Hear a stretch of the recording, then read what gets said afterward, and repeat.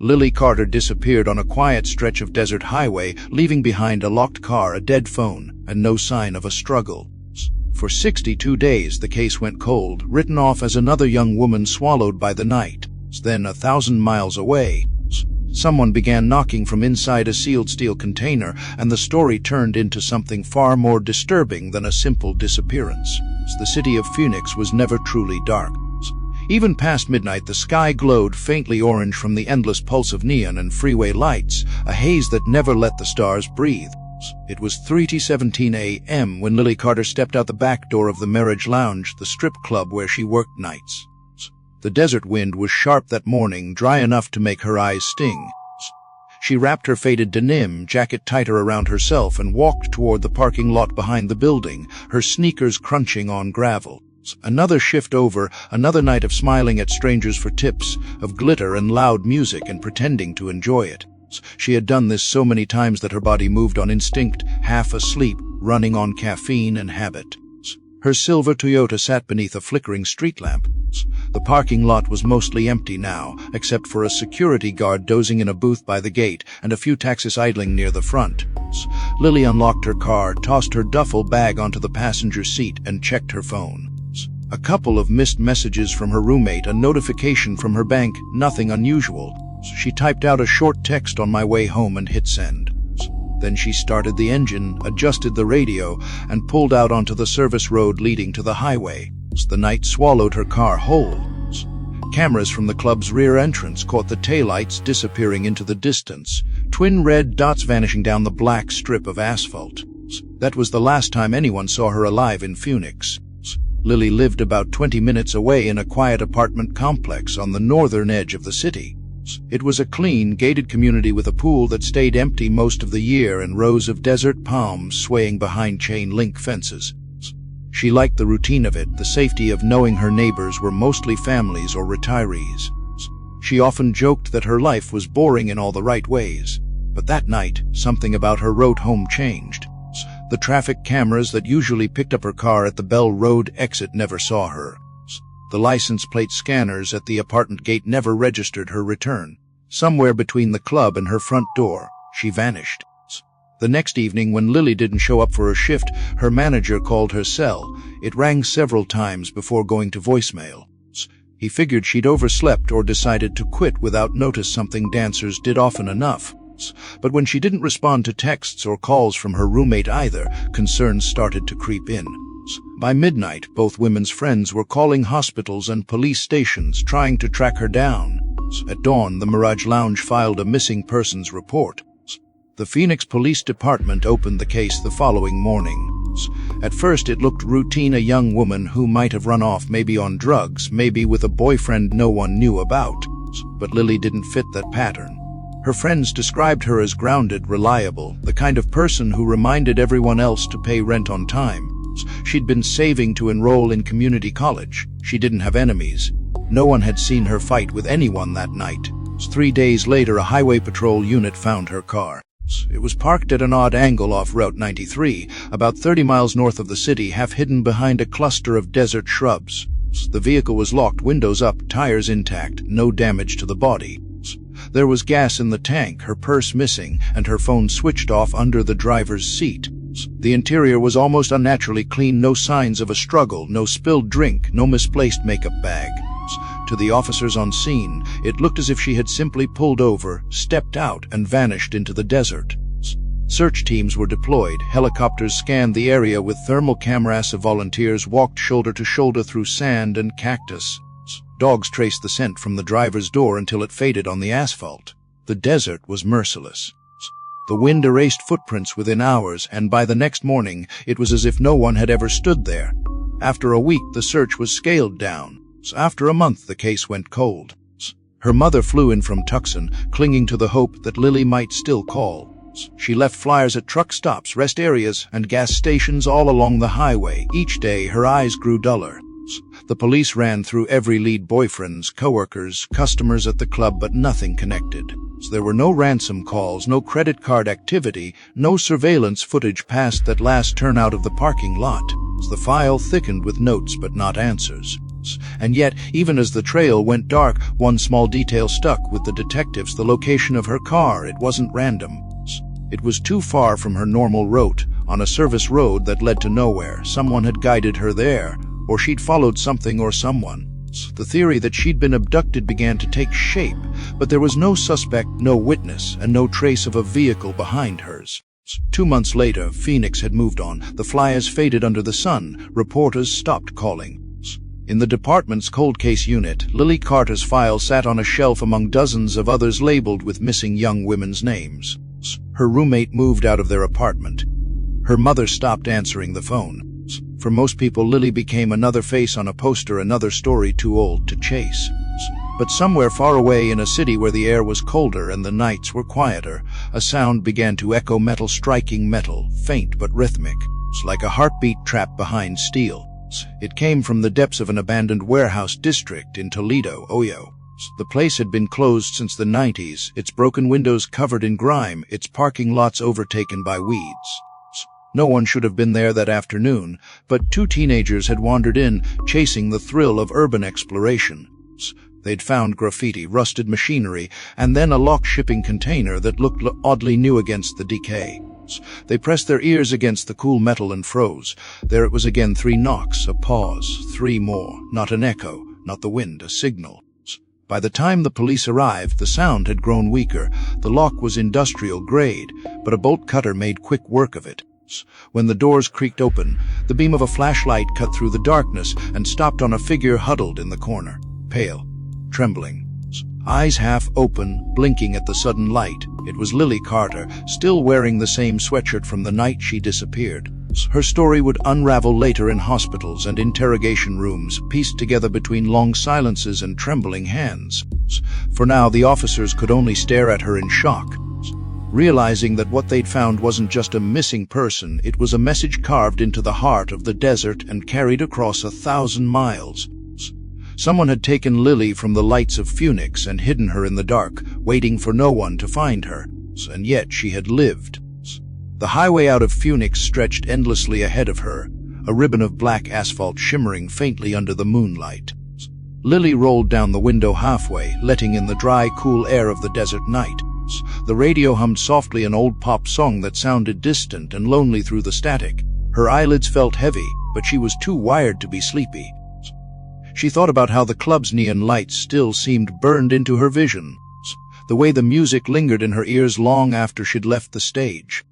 Nights like this had begun to feel mechanical. She would dance, smile, collect tips, pretend she didn't notice the men staring too long, then drive home through the silent desert and fall asleep before the sun rose. She told herself it was temporary, just a way to save enough money for classes in the spring. The city lights began to fade behind her, replaced by the emptiness of open land. Cactus silhouettes lined the roadside, and the sky above was a deep violet sea scattered with faint stars. Her phone buzzed once. Her roommate, probably checking if she'd made it home, but she didn't look at it. The road curved gently north, away from the main interstate, a shortcut she'd taken a dozen times before. She liked this road because it was quiet, almost soothing. Tonight, though, something felt different. Maybe it was the wind. Maybe it was the way the shadows seemed thicker than usual. At first, she didn't notice the vehicle behind her. It appeared in the rear view mirror as a pair of headlights cresting the horizon, slowly gaining ground. Nothing unusual about that. Truckers and late-night travelers were common here, but when the car drew closer, Lily felt the hair on the back of her neck rise. The lights were bright, too bright, filling her mirrors and washing the inside of her car in a white glare. She switched lanes, hoping the driver would pass, but the vehicle followed. She pressed a little harder on the gas. The road ahead stretched straight and empty. Still, the lights stayed right behind her, tailing her like a reflection that refused to disappear.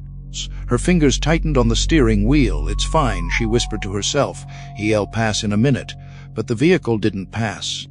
It stayed close, the beam unwavering. For a long moment, the 2 cars moved in silent tandem through the desert, twin machines in the dark. Then, without warning, there was a thud, a hard, metallic crack from beneath the car. The steering wheel jerked violently in her hands. The car lurched to the right. Her heart slammed against her ribs as she fought to steady it. She managed to bring it to a stop on the shoulder, gravel crunching under the tires. Her first thought was that she'd hit something, maybe debris on the road. She climbed out, shivering as the cold air bit into her skin. The desert was silent except for the distant hum of the engine idling. One of her tires looked wrong, slumped against the rim, deflated, a blow it.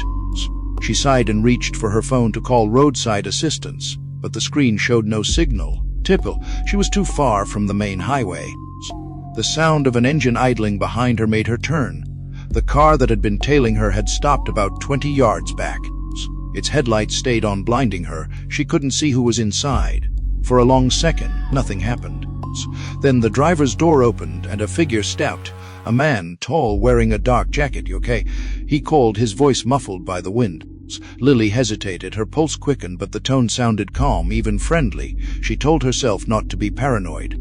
People still helped strangers, didn't they? "Flat tire," she answered. "I'm fine." He started walking toward her. The headlights kept his face hidden in silhouette. "I've got tools," he said. "I can help you change it."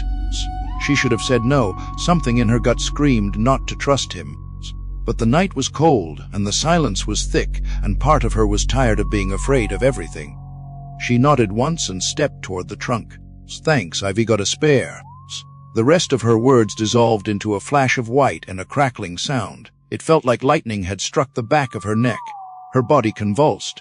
The world tilted. The ground came up fast and hard. The smell of ozone filled her nose. She tried to scream, but her voice wouldn't obey. Her last coherent thought before darkness swallowed her was of the headlights, blinding and eternal, washing everything clean of color. When she woke, there was no light. The air was heavy, close, tasting faintly of metal. Her wrists ached, something rough pressed into her skin. A fabric bag covered her head. She couldn't tell if the car was moving or if it was her heartbeat echoing inside her skull. She tried to move her legs, they were bound too. Panic came like a tide. She thrashed once, twice, the noise muffled by the thick air. Somewhere nearby, a low hum rose, the sound of tires on pavement, the rhythm of a vehicle in motion. She was being driven somewhere. She called out, but no one answered. Her throat felt raw, the inside of her mouth dry. She could feel the vibration of the road beneath her body, could tell they were on a long stretch of highway. She had no sense of time. Minutes blurred into hours. At some point, exhaustion pulled her under again. When she regained consciousness, the motion had stopped. The engine was off. A door slammed. Footsteps approached, steady and unhurried. The air changed as another door opened. Then the sound of metal scraping on metal, the rattle of chains, the groan of hinges. Hands gripped her arms, lifted her effortlessly. She tried to scream, but the bag muffled everything. The air turned colder. Her bare feet brushed against something rough, concrete maybe, then a metallic echo, a door closing, a lock sliding home. The bag came off. She blinked hard against the dim yellow light of a battery lantern. The walls around her were metal, smooth, painted gray, glinting faintly. She was inside a shipping container. A single mattress lay on the floor, covered by a blanket. A small table sat in the corner with a water bottle and a plastic container of food. The man stood a few feet away, his face hidden behind a white mask, plain, expressionless, the kind used in theater plays. His eyes were invisible behind black mesh. He didn't speak, didn't move closer. For a long time, he just stood there, watching her as if to make sure she understood where she was. Then he turned, placed a folded note on the table, and left. The door clanged shut. The lock snapped into place. Lily stared at the note, her heart hammering in her chest. Her fingers shook as she unfolded it. 3 words written in block letters: "Eat, sleep. Don't be afraid." She dropped the paper and pressed her hands to her mouth, trying not to scream. The sound would only bounce off the metal walls and come back to her. Somewhere outside, the wind howled against the steel, and she realized the truth that would haunt her for the next 62 days. No one could hear her here. The desert had taken her. The city that never truly slept had forgotten her. And whoever the man behind that mask was, he had planned every second of it. By the time the sun came up over Phoenix, the city had already started to forget her. In a place where people vanish into the heat every year, one missing dancer didn't stir much noise at first. At the Mirage Lounge, the girls clocked in, the bar lights flickered on, and the DJ started the same playlist he always did. But by late afternoon, when Lily still hadn't shown up or answered any of the texts flooding her phone, the familiar rhythm began to crack. Her manager, Vince, a man who prided himself on being detached, stood behind the counter with his arms crossed and frowned at her empty dressing station. Her makeup bag was still there from the night before, untouched. She doesn't just ghost, her coworker Jenna said, shaking her head. Lily's not like that. At first, Vince rolled his eyes. Girls quit all the time. They found new clubs, new cities, new boyfriends. Still, there was something about Lily that didn't fit the pattern. She was disciplined, private, the kind who always counted her tips down to the cent before leaving. He called her cell again. It rang 4 times before going to voicemail. He left a message, something between frustration and worry. By midnight, worry had won. Her roommate, Tessa, noticed her absence even earlier. Their apartment felt wrong when she woke up too quiet, too still. Lily's bed was made, but her overnight bag, the one she always took to work, was gone. Tessa assumed she was still sleeping after a long shift, but when noon turned into evening and the room stayed empty, she started to panic. She texted everyone she could think of, coworkers, friends from school, even Lily's mother in Tucson. Nobody had seen her. When the club confirmed she hadn't come in, Tessa drove to the nearest police station. The desk officer filled out the missing person report with the bored precision of someone who had done it too many times before. Adults can go missing for 24 to 48 hours before we open investigation, he said without looking up. She might be gone on a trip, met someone. Tessa clenched her hands on the counter. She didn't, she said. She's not like that. 2 days later, the file landed on the desk of Detective Mark Rivas, a veteran of the missing persons unit. Rivas had seen it all: runaways, overdoses, lovers' quarrels that ended badly, but something about the case noted him. The details were too clean. No arguments, no signs of distress, no debts or dangerous acquaintances. Just a girl who walked out of work and ceased to exist. He started by tracing her phone. The last ping had come from a cell tower north of the city around 3:40 a.m. A weak signal that flickered and vanished like a dying pulse. That tower covered a lonely stretch of road cutting through desert scrub, the kind of place where people only stopped if they had to. Rivas drove out there himself that afternoon. The sun was merciless, turning the highway into a shimmering ribbon. He parked his unmarked sedan on the shoulder and scanned the horizon. The wind carried the smell of dust and burnt rubber. He walked the perimeter, boots crunching over gravel, and found nothing: no skid marks, no discarded items, no footprints in the sand. Still, something made him linger. He'd learned to listen to his instincts after 20 years on the job, and his instincts told him this wasn't over. The break came a day later when a highway maintenance worker spotted a glint of metal off the main road. Rivas arrived to find a silver Toyota parked awkwardly behind a clump of mesquite bushes. The car was locked, no broken glass, no signs of impact. Inside it was neat, too neat. He crouched by the driver's door, noticing faint scuff marks near the handle. Not enough to prove a struggle, but enough to make him wonder.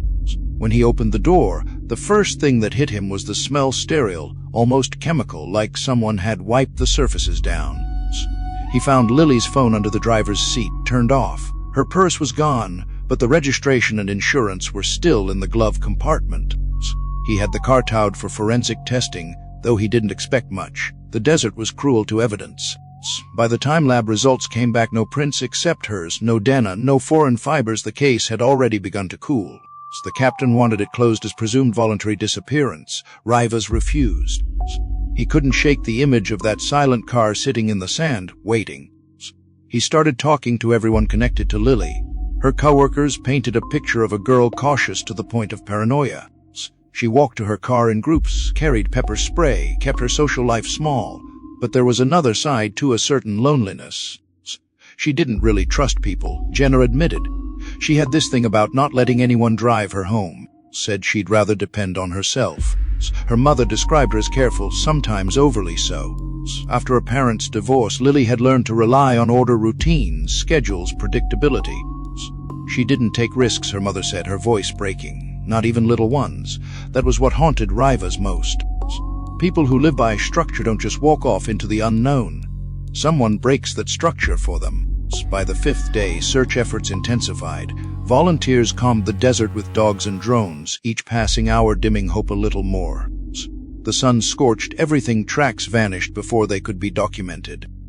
Reporters showed up with cameras, asking if this was another case like the ones before: another girl gone in the desert, forgotten after the headlines faded. Rivas didn't answer. He just kept scanning the horizon, as if sheer willpower could pull her back.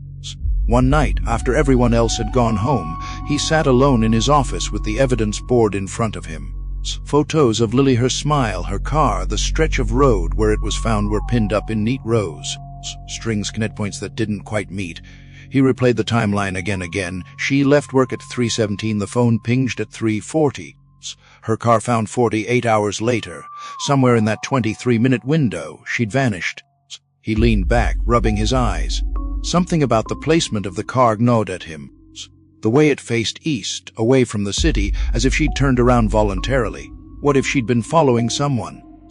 What if she thought she was getting help? The thought chilled him. He typed up a report recommending the case be upgraded to a potential abduction.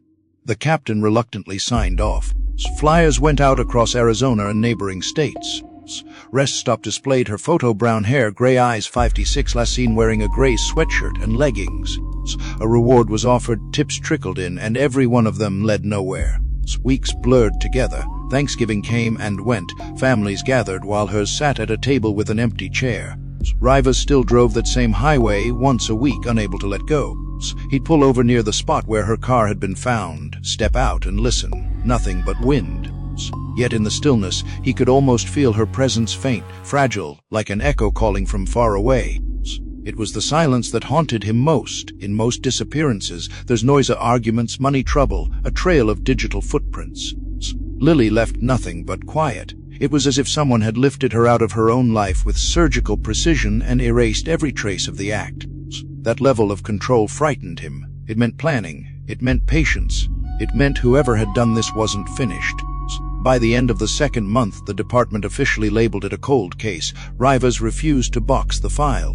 He kept it on his desk, revisiting it between other investigations. He didn't know why he held on. Maybe stubbornness, maybe guilt.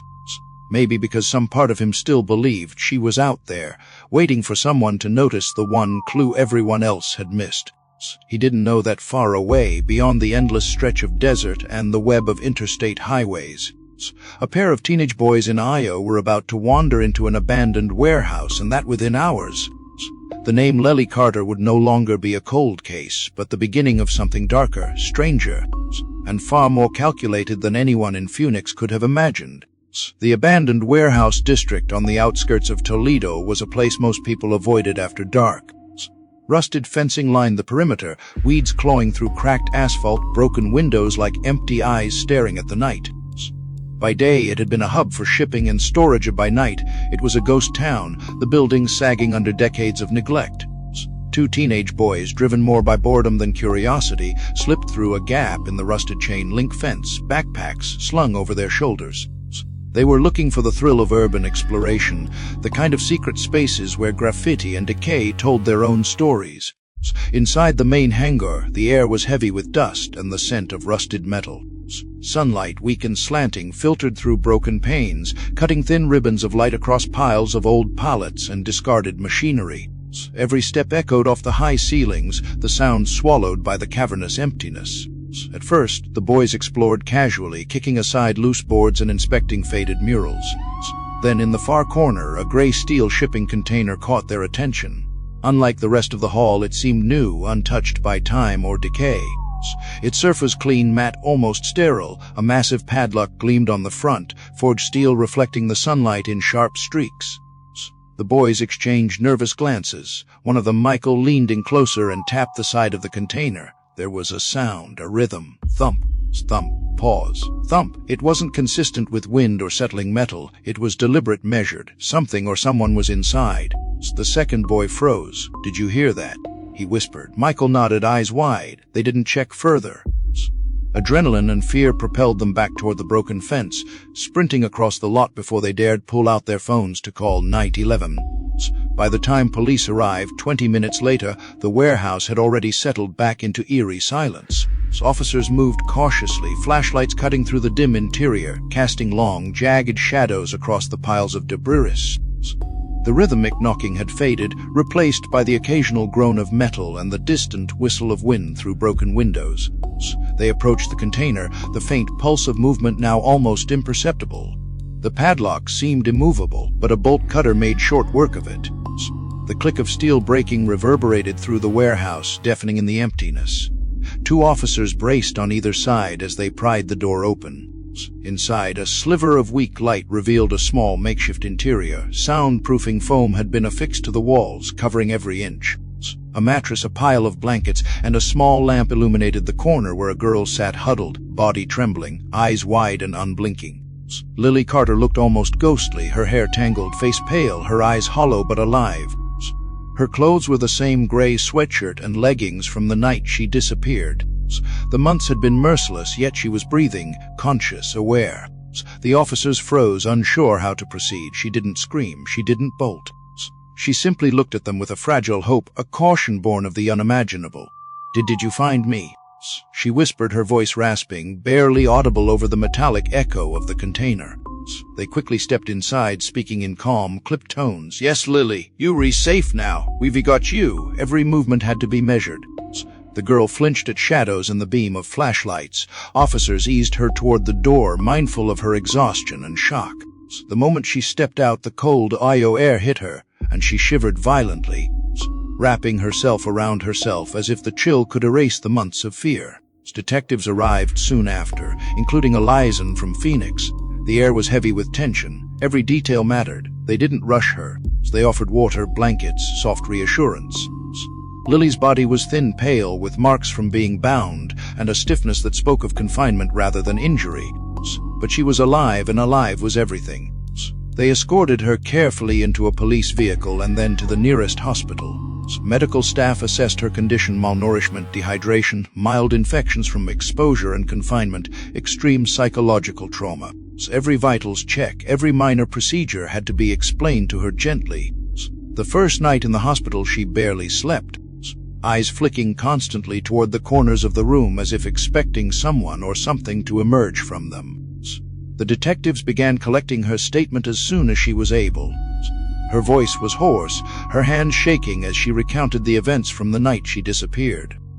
She described the tire blow at the sudden vehicle behind her, the man who appeared calm at first, then violent with the stun gun.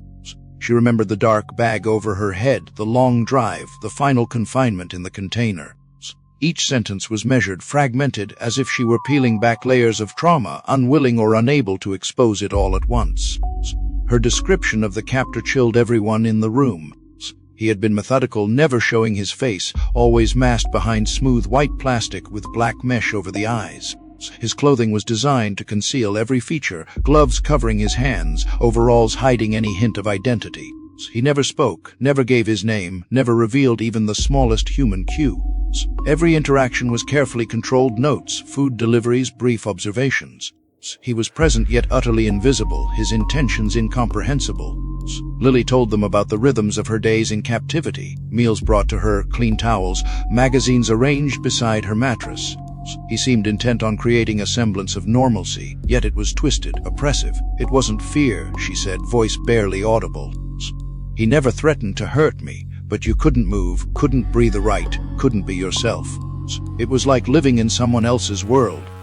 Detectives noted every detail, recording, photographing, cross-referencing. They took her to a secure room, gave her privacy and safety, but also used every moment to document evidence that could lead to the identity of her captor. The container itself became a crime scene. Walls were analyzed, every item inspected for fingerprints, trace fibers, anything left behind. Dust layers revealed patterns of human activity, slight indentations where she had slept or sat for hours. Every object told a story: the worn edges of magazines, the slight smudges on the metal, the faint scent of industrial cleaner used to mask something. As night fell, Lily was wrapped in blankets and fed a simple meal. She stared out the window, observing the city that had once been a distant dream of safety, now a place she could barely connect to.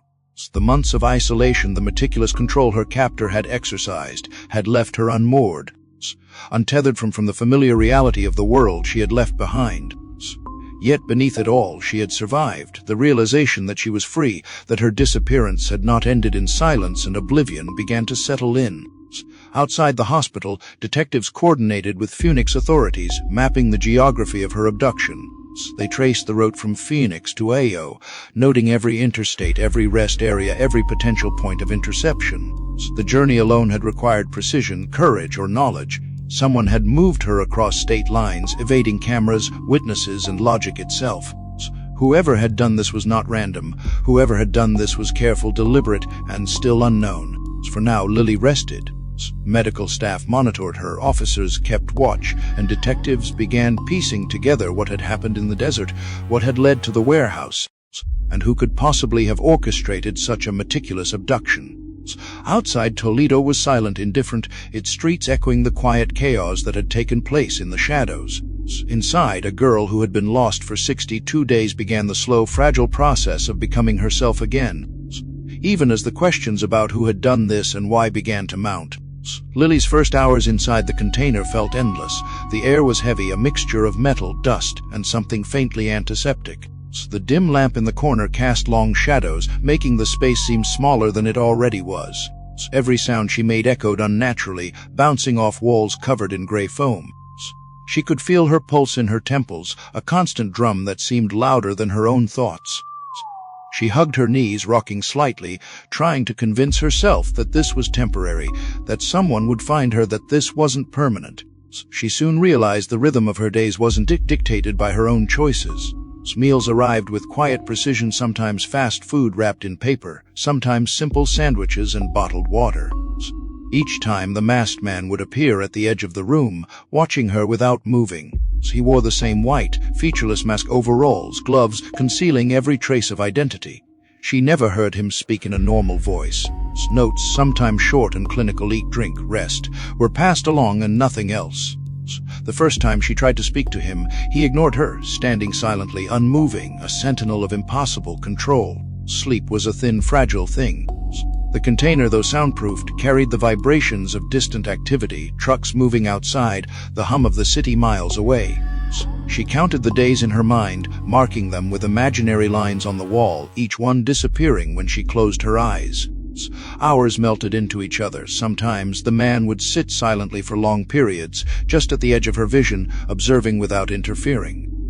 His presence was oppressive, yet eerily calm, like a constant reminder that every moment, every breath, every move she made was being watched. She learned quickly to follow the rules. Any deviation, any sudden movement, was met with a shift in the rhythm of his presence, a step closer, a long stare, or the sudden arrival of a note reminding her of limits she hadn't yet fully understood. She realized this wasn't just confinement, it was education in obedience, a brutal training in patience and silence. Her world had narrowed to the four walls of foam, the mattress, the lamp, the sparse belongings he allowed her to have. Each item seemed chosen for a purpose, a way to sustain her but never comfort her. Weeks passed, her initial panic ebbed into a dull resignation. She ate when food was brought, slept when allowed, and measured every movement to avoid attracting attention. Sometimes she caught glimpses of him in the periphery, a shadow, a reflection in a metal surface, the faint sound of footsteps stopping just beyond her reach. There was an almost ritualistic quality to his behavior. He did not speak, but he was consistent. There was no cruelty in the form of hits or insults, yet the psychological weight of his control was suffocating. She realized quickly that she could not reason with him, bargain with him, or anticipate him. Her survival depended entirely on her compliance and careful observation of the invisible rules he had set.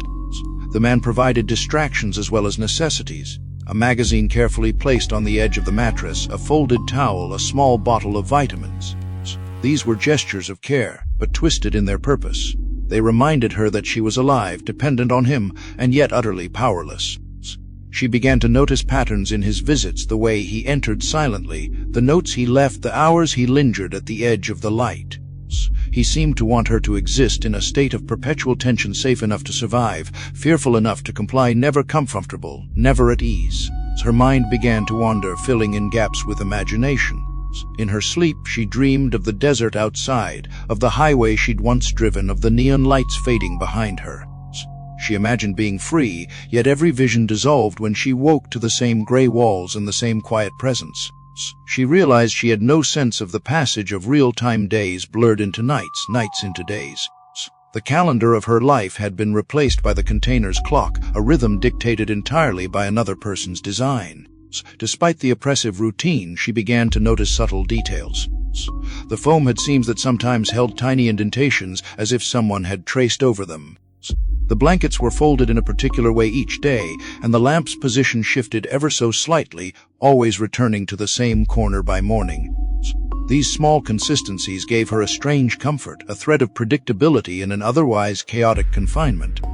They were small victories, proof that even here she could observe, remember, and survive. Interactions with the man were always brief, measured. He would place food within reach and step back, remaining just on the edge of her peripheral vision. The notes, always the same handwriting, always precise, became her only means of communication. Eat, drink, sleep. Sometimes do not panic. These words, simple and clinical, were life support disguised as instruction. Over time, she began to respond not with conversation but with compliance. Recognizing that resistance or questioning was met with subtle but immediate correction, an extended stare, a longer absence of food, the removal of something small but essential. She realized she was being cataloged, observed in every way that mattered to him. The man didn't seem motivated by anger, rage, or personal vendetta. Instead, he was fascinated by control itself, by the creation of a private world in which he could define every variable. Her existence had been reduced to a series of patterns he could manipulate and study: her sleep, her hunger, her responses, her fear. She was alive yet entirely objectified. By the end of the first month, her body had adjusted to the routine, though her mind remained fragile. The repetition became a rhythm, almost meditative in its oppression. She noticed the absence of things outside the container: sun, wind, the normal sound of a city, voices of other humans. The isolation was absolute, yet within it she became acutely aware of every small detail, every sound, every shadow. Survival demanded total attention, and her senses sharpened in ways that terrified her. She began keeping her own mental logs, remembering the pattern of his visits, the timing, the notes, the small movements in the container. Each observation was a thread of control over her own mind, a way to retain a sense of agency even when her body had none. She cataloged meals, watched how the blanket was folded, how the lamp flickered, and where shadows fell. These details became lifelines, a means of sanity in a world designed to erase it. Despite the meticulous order of her captivity, there was no sense of kindness or warmth. The man's gestures, food, magazines, folded towels were calculated, devoid of empathy, yet terrifying in their precision. She realized, slowly, that she was being trained, observed, and conditioned in a way that went far beyond ordinary cruelty. Every day, she measured herself against his silent expectations, learning, adapting, surviving. And in the quiet hours, when she lay on the mattress staring at the gray walls, she thought of Phoenix, of the streets, of the desert she had once driven, and wondered if anyone was even looking for her. The realization that her disappearance had left a void beyond this container added another layer of despair. She was alive yet invisible, a ghost in a world that had already forgotten her existence. Detective Mark Riva sat in his office, the hum of fluorescent lights above competing with the buzz of the city outside. The file in front of him had grown thick over the past 2 months, pages of notes, reports, surveillance stills, and phone logs documenting every angle of Lily Carter's disappearance. He had expected routine explanations, a runaway, a mistaken trip, or even a small-scale criminal incident. But the more he read, the less ordinary the case became. The empty car abandoned in the desert, the phone turned off and buried under the driver's seat, and the precise selection of the isolation site suggested a level of planning he hadn't anticipated. Initial leads pointed to people in her immediate environment. There was Marcus Hale, a wealthy regular at the Mirage Lounge who had previously shown an unhealthy interest in Lily. Security footage showed him lingering near the parking lot on nights she worked, and some employees recalled uncomfortable encounters. When detectives interviewed him, however, his alibi was airtight. Surveillance footage placed him in Los Angeles at the time of the disappearance. Credit card transactions, hotel records, and a stack of airline receipts corroborated his presence hundreds of miles away. It was a blow to the team, forcing them to reevaluate assumptions about motive and opportunity. They expanded their search radius, looking for anyone who could have followed her or known her routines. Officers canvassed the neighborhoods she frequented, interviewed coworkers, and ran license plate searches along the highways north of the city. Every tip that initially seemed promising collapsed under scrutiny. Witnesses contradicted one another, and anonymous calls offered nothing but conjecture. Each dead end added pressure to the detectivists. The longer the trail remained cold, the more the public lost patience. Families demanded answers, media crews pressed for statements, and in the office tension simmered under every fluorescent glow. Rivas focused on the geographical patterns. The location of Lily's abandoned car was key. It wasn't just a random point on the map. It suggested someone knew exactly where to stop, exactly where to place her. The route she had taken after leaving the club was consistent with a typical drive home, yet the deviation in the last moments hinted at intervention. Whoever had taken her had chosen the exact desert stretch to avoid witnesses and cameras. It implied planning, precision, and perhaps an understanding of the terrain. Rivas plotted the highways, back roads, and exit ramps on a large map, using pin string to try to see patterns invisible to the naked eye. Weeks passed with painstaking effort.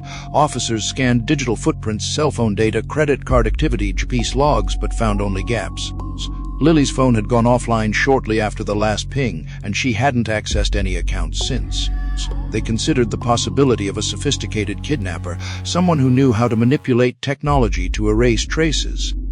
Each failed lead reinforced the idea that they were not chasing a random opportunity, but someone with patience and method. Meanwhile, public attention began to wane, and the case took on the eerie silence of a cold file. Flyers faded on utility poles, social media posts went unshared, and the initial urgency of the disappearance settled into grim routine. Yet Rivas refused to accept the ordinary narrative of loss. He kept the photographs as well, the smiling, brown-eyed girl with untamed hair, and stared at them long after the rest of the office had gone home. Every night he revisited the file, tracing the sequence of events in his mind, imagining the movements of the person responsible, trying to understand how a young woman could simply vanish. The breakthrough came in the form of small, almost imperceptible inconsistencies. A maintenance worker on a remote stretch of road reported seeing a vehicle parked oddly, half hidden by desert brush. It was minor, easily dismissible, but Rivas had learned to follow instinct over convenience. He dispatched a patrol to inspect the area and discovered a silver sedan abandoned, keys missing, windows intact. And without the chaos one would expect if a struggle had occurred in the car. It was neat, it was deliberate, and it added a new dimension to their understanding. Lily had not left voluntarily. Someone had taken care to ensure the vehicle appeared untouched, a statement as chilling as it was subtle. From there, the investigation bifurcated. Detectives continued traditional canvassing, but also began exploring psychological profiling. The absence of violence in the initial abduction suggested a perpetrator who didn't rely on brute force, but on control, manipulation, and planning. Experts in behavioral analysis were consulted, reviewing the sequence of events and the physical evidence. They noted the absence of fingerprints, the locked vehicle, and the lack of evidence of a struggle as indications of meticulous forethought. The kidnapper had studied Lily, learned her habits, and calculated the risk at every stage. Rivas began to see patterns that suggested the perpetrator wasn't a stranger at all, but someone familiar with the victim. The control over the environment, the knowledge of her routines, and the absence of reckless mistakes indicated that he had invested time in preparation, likely observing her for weeks or months. It was a revelation that shifted the focus from random opportunists to calculated obsession, a more sinister category entirely. Communication with other jurisdictions became crucial. If the kidnapper had transported Lily across state lines, it was not only a matter for Phoenix police but also a federal concern. Investigators coordinated with highway patrols, reviewed surveillance from service stations along possible routes, and began mapping out every conceivable path from Phoenix to distant regions. Every log of gas purchases, toll passes, or hotel check-ins was scrutinized. They began to realize the operation required both patience and resources, someone who could move undetected over long distances while maintaining strict control over the captive. Even within the police office, there was a growing unease. Detectives spoke in hushed tones about the sophistication required, about the absence of haste, about the eerie normalcy of the steps taken by the kidnapper. Each realization chipped away at the comfort of assumptions. This was no impulsive criminal act. This was methodical, deliberate, and profoundly disturbing. Meanwhile, Lily remained missing. Rivas and his team documented every angle, built databases of potential suspects, and cross-referenced names against past reports, behavioral warnings, and known patterns of obsession. They started considering even the faintest connections, former coworkers, classmates, anyone with long-standing, unreciprocated attention.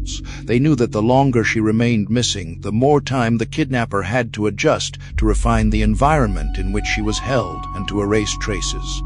By the end of the second month, the sense of urgency had shifted from hoping to find her quickly to reconstructing what had happened and anticipating where she might be. It was a different type of investigation, one that relied on logic, behavioral patterns, and meticulous planning as much as brute force searches. Detectives pored over maps, surveillance, footage, and witness statements, trying to anticipate the unseen mind that had orchestrated this abduction. Through it all, one constant remained: the knowledge that Lily Carter had not left by choice. She had been taken, moved, and controlled with precision. And somewhere far away from Phoenix, she was alive, waiting, and the evidence of her captivity was hiding in plain sight. The detectives knew that the clock was against them, yet every detail collected, every minor observation, might be the key to finding her before it was too late. The industrial outskirts of Toledo were quiet that afternoon, almost unnaturally so. The streets were lined with empty warehouses, their windows broken or boarded over, asphalt cracked and overgrown with weeds.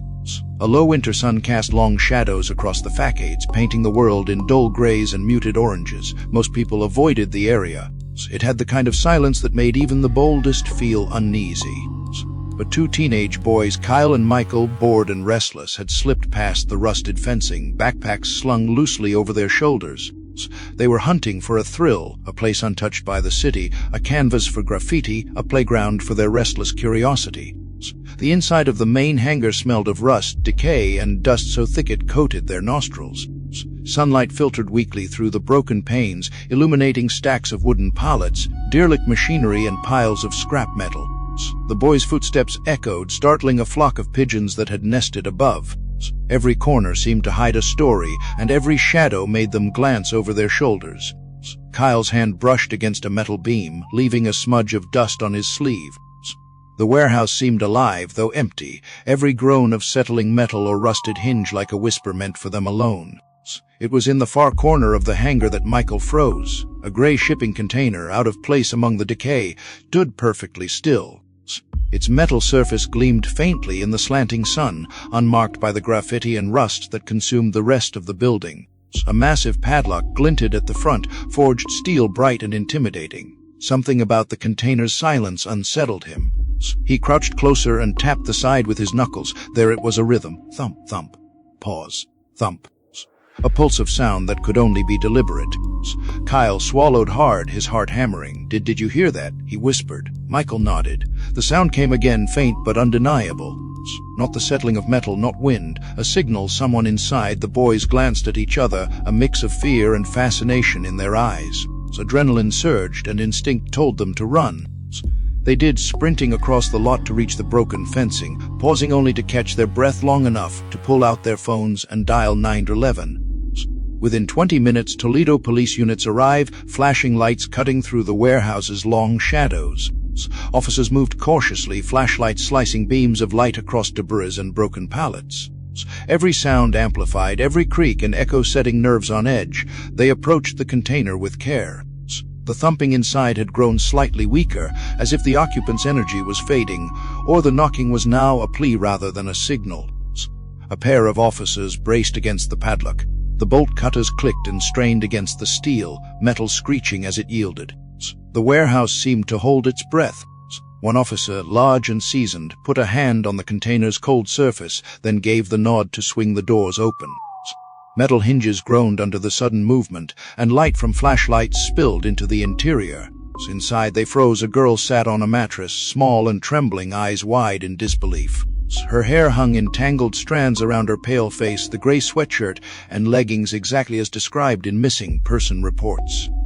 She didn't scream, didn't flinch violently, just looked at them with a fragile hope, unsure if this moment was real or another layer of nightmare. Did you find me?" she whispered, her voice cracking, hoarse from disuse and fear. The officers stepped carefully inside, calming their own impulses to move too fast. "Yes," one said softly. "You're safe now. We've got you." They wrapped her in blankets, guiding her out into the cold Ohio air. Her body shook violently from a combination of exhaustion, cold, and adrenaline. Each breath seemed to make her tremble more. She leaned into the warmth of the officer's arms, clinging desperately, as if the touch of another human could erase the months she had spent in isolation. Detectives from Phoenix arrived that evening, flying in as fast as flights and police protocols allowed. The file they carried was thick with every detail collected over the 2 months' phone records, JFP's pings, security camera footage, witness statements, maps of the highways she might have traveled, and psychological profiles. They stepped into the warehouse carefully, flashlights sweeping over the container now emptied of its occupant. Dust hung in the air like a fog, disturbed only by their movements. Lily was escorted to a nearby hospital under police supervision. Medical staff assessed her immediately. She was severely malnourished, dehydrated, and exhausted, with faint bruises on her wrists and ankles from being restrained. Her psychological state was fragile as expected. She had been isolated, controlled, and observed for over 2 months. Doctors placed her under constant supervision, and detectives prepared for the first interview, knowing that any misstep could compromise her testimony or trauma recovery. While she rested, detectives began reconstructing the route of her abduction. The journey from Phoenix to Ohio had required knowledge of interstates, back roads, rest stops, and surveillance blind spots. Whoever had moved her across state lines had done so with remarkable precision. They considered the possibility of multiple accomplices, or someone highly familiar with interstate logistics, someone who could manipulate timing and avoid cameras. Every possibility, however unsettling, had to be accounted for. Lily's initial recounting of events was halting. Her voice trembled as she described the tire blowout, the approach of a vehicle in the desert night, the man stepping out, offering help, then using a stun device to subdue her. She remembered the sensation of being dragged, the smell of dust and asphalt, the oppressive blackness under the bag over her head. She described the container itself, the walls covered in foam, the mattress, the small lamp, and the meticulous care with which her captor delivered food and supplies. Each detail was chilling. Her captor's behavior was methodical, unnerving in its precision. He never revealed his face, always masked, gloves covering every inch of exposed skin, moving in silence. He left instructions on paper, communicated in brief notes, and observed without comment. There was no overt threat of violence, yet the psychological control was complete. Lily spoke of the fear that never left her, the awareness that every movement, every breath, every thought could be monitored, judged, and corrected. Detectives documented her account meticulously. They photographed the container, recorded measurements, took swabs of the foam and blankets for DNA analysis. They collected every object, noting placement and condition, trying to reconstruct what had happened in the months she was held. Each detail was a piece of the puzzle, a clue to an identity that remained frustratingly invisible. Even as she began to eat, to rest, to regain small measures of strength, the investigators realized the enormity of the task. They were no longer dealing with a simple missing person case. This was a calculated abduction, the product of months of planning, executed with surgical precision. The perpetrator had moved a young woman across multiple states, kept her alive and isolated, and left almost no trace of identity. Outside, Toledo returned to its muted winter quiet. The streets were empty, industrial buildings looming in the fading light, indifferent to the months of suffering inside their walls. Inside the hospital, a girl who had been lost for 62 days began the fragile process of reclaiming her life. Detective Rivas and his team, however, knew that the investigation was only beginning. The location of the container, the meticulous preparation, and the deliberate absence of violence were clues. But they were clues that pointed to someone methodical, calculating, and still at large. The case had shifted from desperation to strategy. Every lead had to be examined, every observation scrutinized. The search for Lily had ended. But the hunt for her captor, the person who had orchestrated every terrifying detail of her disappearance, was only beginning. The warehouse was silent, but in the shadows the story of obsession, control, and methodical cruelty was far from over. Lily Carter was wheeled into the hospital on a stretcher, the cold air of the Ohio winter biting at her cheeks, and the sterile scent of disinfectant filling her lungs. She was wrapped in blankets, trembling, her body shaking not only from the chill but from the months of confinement that had stolen muscle, stamina, and confidence. Officers flanked her on either side, careful to maintain a protective presence without crowding, giving her space but making sure no one could interfere. Every step was measured, deliberate, and Lily barely acknowledged anyone, her mind still trapped in the gray, foam-lined container she had called her world for 62 days. The medical team moved quickly, checking vitals, placing of lines, drawing blood. Her pulse was steady but weak, her skin pale and dry. Bruises and faint abrasions marked her wrists and ankles where restraints had dug in, and the doctors noted the early signs of malnutrition and dehydration. Her hair was tangled, matted in places, and her nails were dirty and broken. But despite it all, she was alive. That was the most important fact, the single detail that anchored the investigation in reality rather than tragedy. Detective Mark Rivas and his team arrived within hours, ready to begin the first detailed interview. They didn't rush her. They set up a quiet, private room, dimmed the lights, and allowed her to acclimate to the hospital environment.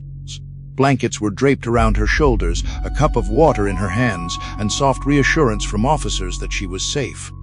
The contrast between the sterile, controlled environment of the container and the sterile, controlled environment of the hospital was jarring, but in one case, she had been imprisoned by fear, and in the other she was protected by it. Her first words were halting, almost whispers, as if speaking too loudly might shatter her. She described the night of her disappearance, the highway, the car behind her, the driver who approached with an offer of help that had turned instantly into violence, the memory of the stun device, the crackling electricity, the sudden force that knocked her off her feet made her flinch involuntarily, and she had to pause several times, taking deep breaths. Her voice cracked as she recounted the hours spent under the bag over her head, the way she was moved and bound, the endless, suffocating blackness. When the officers asked about the container, her eyes widened, and she shivered at the memory. The walls foam everywhere, she said. A mattress, a lamp, he left notes, food, water, sometimes a towel. He would just sit, watch. Her hands trembled as she held them over the blanket on her lap. The detective nodded, careful not to pressure her. The details were important, but so was her psychological safety. She didn't see his face, one officer asked softly. No, Lily said, shaking her head. Never, always the mask, white, smooth, eyes covered. He never spoke normally, only notes, short instructions. He'd sleep. Don't panic, that's all. Her voice faltered. Sometimes he'd just sit there, watching for hours. Like I was part of an experiment. The realization struck the room. This was not a random attack. This was not an impulsive crime. It was calculated, methodical, designed to exert complete psychological control. The detectives exchanged glances. Every small detail Lily offered, placement of items, timing of his visits, method of food delivery added to the emerging profile of a meticulous, obsessive captor who had studied her and her habits long before the abduction. As they documented her account, detectives began comparing her statements with data collected over the past 2 months. Jack's ping, surveillance footage, prior tips, and witness statements were cross-referenced. The route from Phoenix to Io had required intimate knowledge of highways, back roads, and areas without active surveillance. The journey alone implied premeditation, planning, and a degree of sophistication. Whoever had orchestrated this abduction was intelligent, patient, and careful. The first few days were consumed with piecing together a timeline. The detectives reconstructed the last known movements before her disappearance, overlaying maps with known routes, timing stops along highways, and identifying potential blind spots along the way. They explored the possibility that she had been transported by a professional or someone with experience moving goods or vehicles over long distances. Every detail mattered, from the placement of her abandoned car in the desert to the condition of her clothing and the careful organization of her supplies in the container. Her medical and psychological state was carefully monitored. Social workers, trauma specialists, and forensic psychologists were consulted to ensure that questioning did not exacerbate her stress. She was allowed breaks, moments of silence and privacy. Yet the detectives worked simultaneously to identify patterns, hoping that something in her description would lead them to the captor. They examined the container, noting the soundproofing, the method of entry, the ventilation, and every item left behind. Even the small details like how the lamp was positioned, the way blankets were folded. The subtle marks on the mattress were catalogued as potential evidence. As Lily regained strength, she was able to provide more observations. She remembered small habits like how the captor would enter at precise intervals, leave certain items in specific locations, and never deviate from the routines he had established. There was a terrifying regularity in his behavior, a pattern that suggested he had rehearsed the entire abduction, from her initial capture to the meticulous care of her daily survival. This level of obsessive planning, combined with his ability to remain faceless and anonymous, painted a picture of someone with extraordinary patience and control. Meanwhile, investigators began considering the psychological profile of the abductor. He did not appear motivated by conventional desires: money, revenge, anger, or immediate sexual gratification. His intent seemed to revolve around possession, observation, and control. He had created a private world in which he dictated every variable, a miniature universe in which Lily existed entirely on his terms. This raised disturbing questions about prior planning. Had he known her for years, studied her, or cultivated an obsession long before the night of the abduction? Detectives in Phoenix coordinated with IO authorities to map out potential suspects who could have orchestrated such a journey. They examined known associates, former classmates, anyone with potential motive and access. They reviewed surveillance footage from clubs, highways, and rest areas, cross-referencing patterns of repeated presence and observation. Every lead was scrutinized, no matter how minor, in hopes of identifying someone with both the ability and the inclination to carry out such a precise abduction. Through all of this, Lily's condition was a constant reminder of urgency. She had survived, yes, but she had been subjected to a psychological cage of the most exacting sort. The detectives understood that the window for identifying her captor before he could strike again or destroy evidence was narrow. Every detail she could provide became a lifeline, a clue to the mind that had designed her captivity. In the hospital, Lily began to adjust slowly. The presence of daylight, the quiet hum of activity outside her room, and the simple comfort of blankets and food were alien to her. Her mind was still partly trapped in the rhythms of the container, where every movement had been constrained and monitored. But she was alive, and that fact alone galvanized the investigation.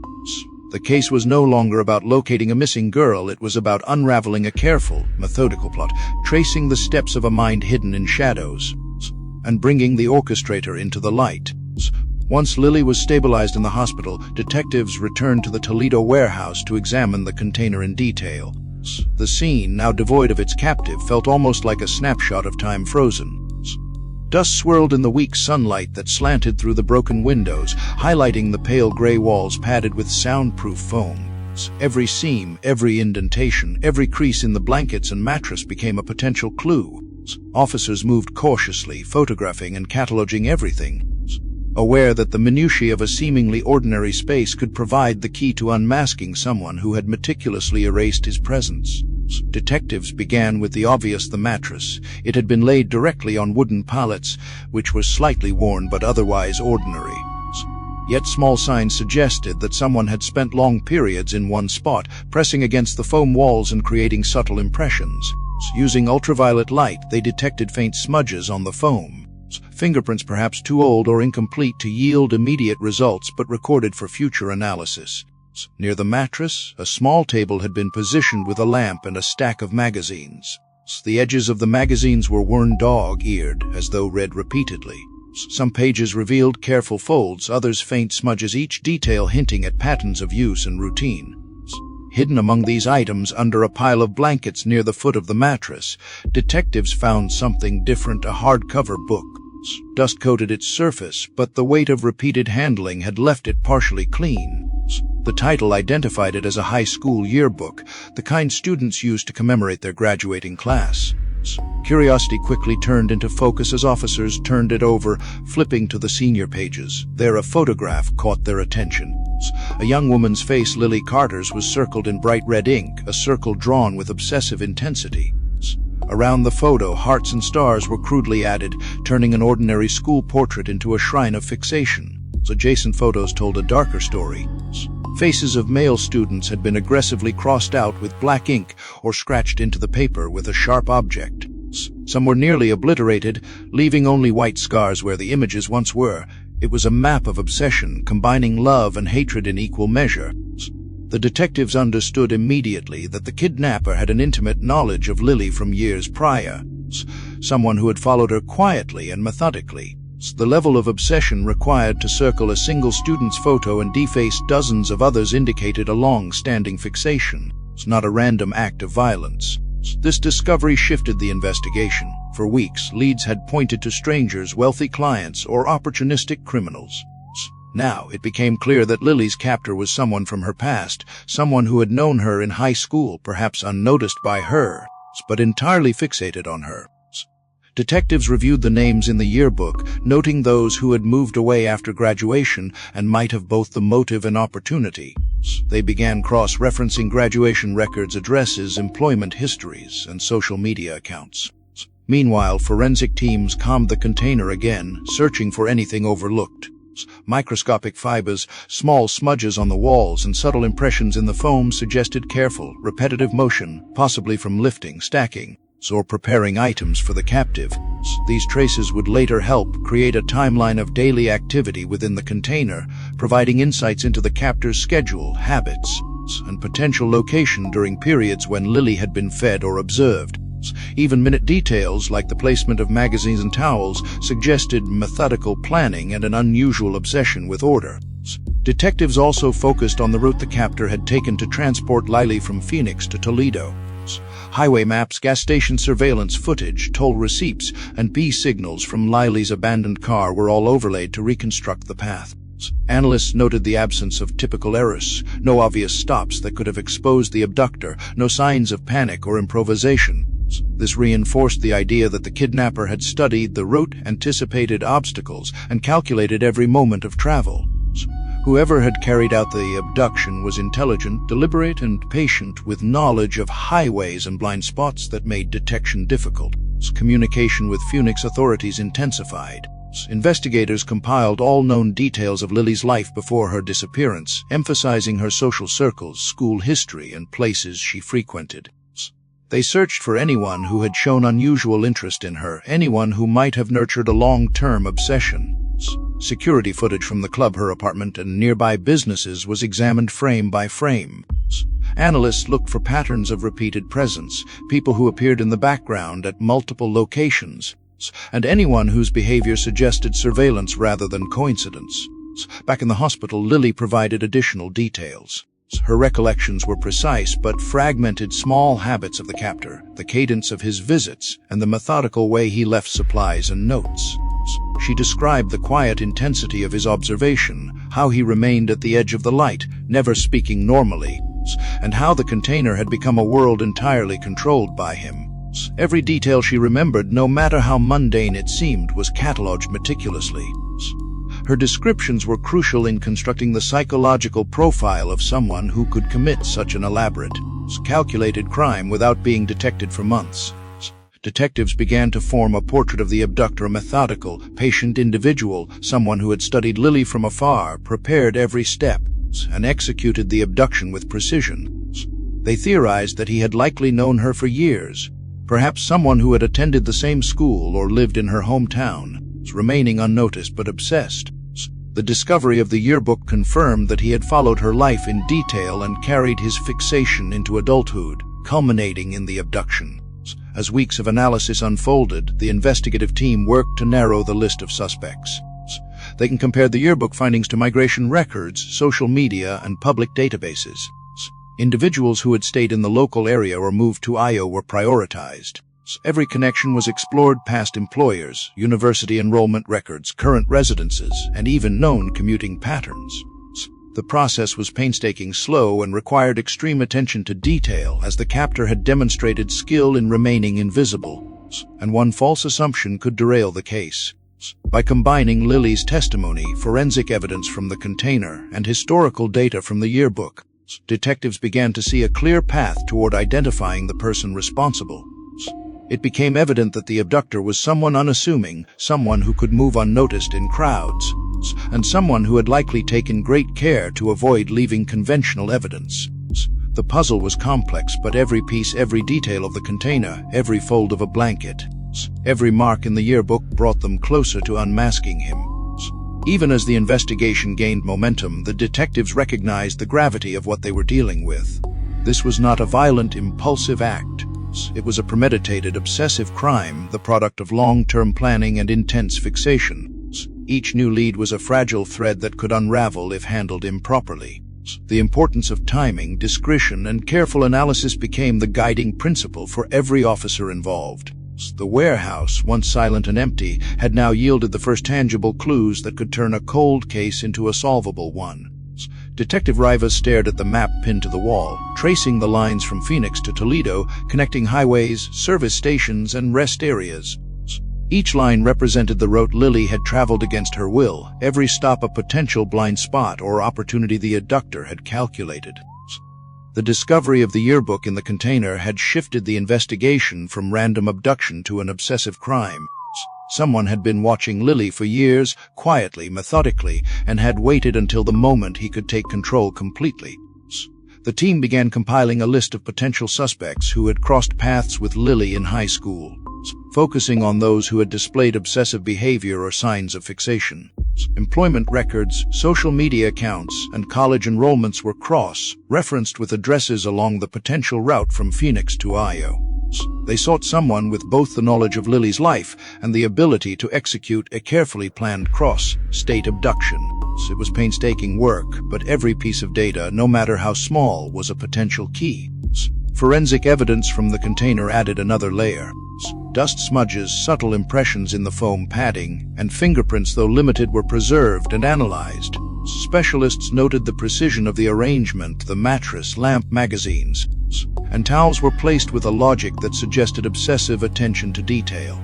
Whoever had done this had anticipated Lily's movements, her survival needs, and had created a controlled environment with surgical accuracy. Each minor trace told a story of vigilance and patience. Then came the breakthrough. One of the forensic analysts noticed a faint, partial fingerprint on the inside of the container door, just at the edge where the captor had lifted it to place supplies. Though incomplete, it was a clue, a thread they could follow. The pattern matched no known criminals in the state database, but when combined with other data, the cross-referencing of the yearbook, social media presence, and prior addresses, a name began to emerge at Ethan Brooks. He had lived in Phoenix during Lily's high school years, a quiet, unassuming student who had never drawn attention to himself. His profile matched the behavioral analysis patient, meticulous and obsessed, yet outwardly invisible to those around him.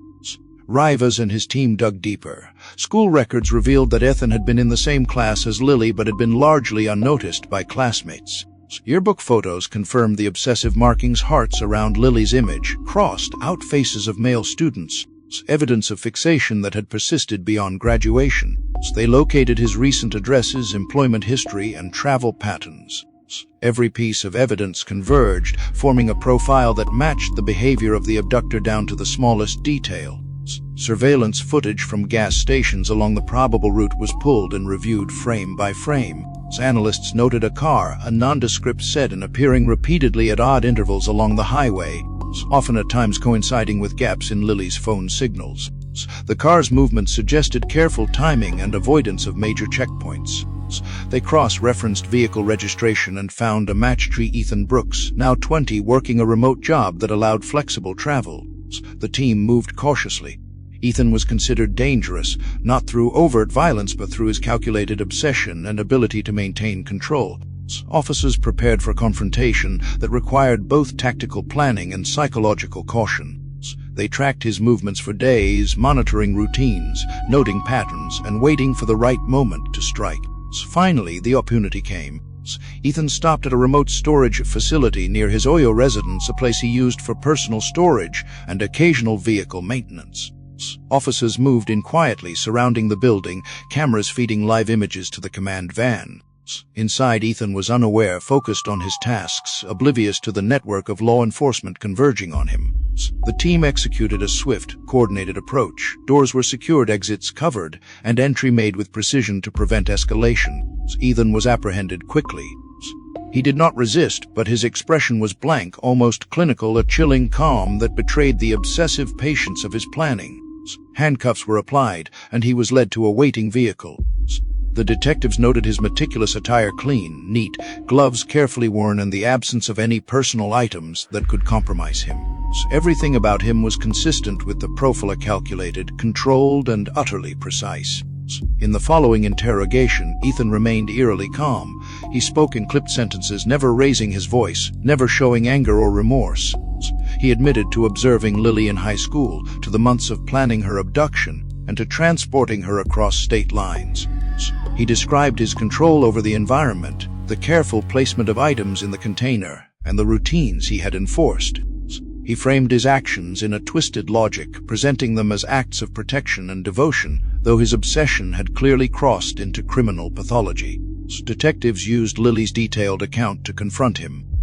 Each description she had provided: the positioning of the mattress, the notes, the subtle adjustments to the lamp. The timing of meals matched his own admissions. The convergence of testimony, forensic evidence, and psychological profiling left no room for doubt. Ethan Brooks was the architect of the months-long captivity and the person responsible for bringing terror into Lily's life. The legal process moved swiftly. The evidence was overwhelming: eyewitness testimony from the teens who discovered the container, forensic analysis, digital tracking of his vehicle, Lily's own recollections, and the physical evidence inside the container. Ethan was charged with kidnapping, unlawful restraint, and other related offenses. The courts recognized the premeditated and obsessive nature of his actions, the manipulation, and the meticulous control that had defined his crime. Throughout the process, Lily began the slow work of recovery. Psychological support, therapy sessions, and the presence of her family helped her regain a sense of safety and agency. The detectives who had pursued the case continued to monitor her progress, aware that trauma lingered even after the immediate danger had passed. For them, the resolution of the case did not end with the arrest. It was the careful restoration of normalcy, the reassurance that Lily's life could move forward despite what had happened. The capture of Ethan Brooks became a case study in the dangers of obsession, the precision of planned abduction, and the power of meticulous investigation.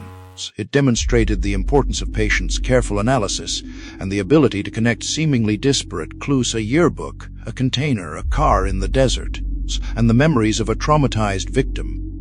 Each element, when combined, led to the identification of a person who had remained invisible for too long, someone who had thought he could execute his plan without consequence. The story of Lily Carter's disappearance and rescue remained a cautionary tale, a reminder of the vulnerabilities that can exist even in ordinary lives, and the extraordinary measures required to restore safety and justice.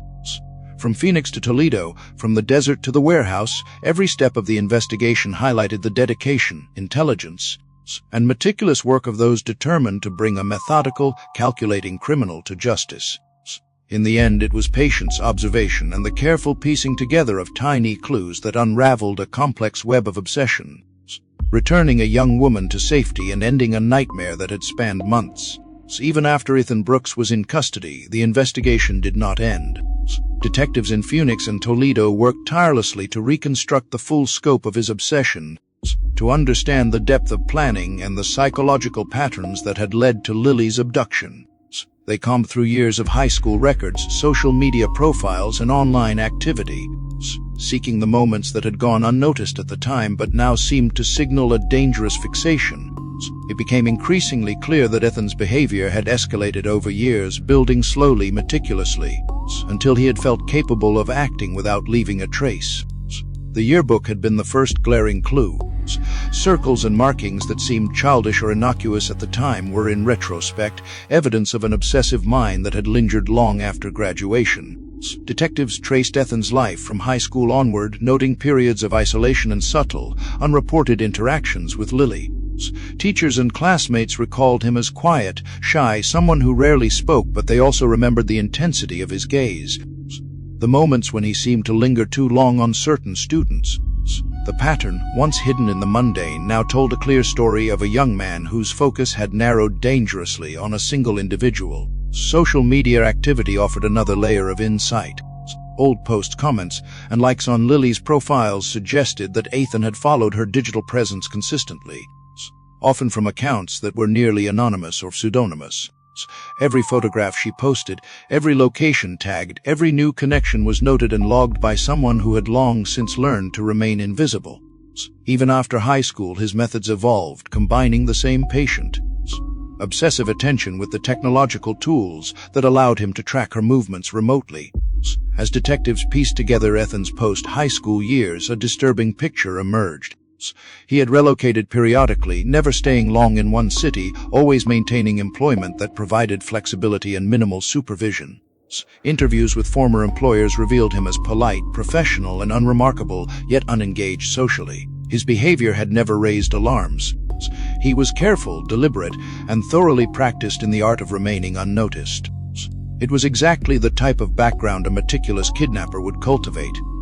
Someone who could appear harmless while planning something extraordinary in secrecy. Investigators also explored his past interactions with law enforcement, school authorities, and community members.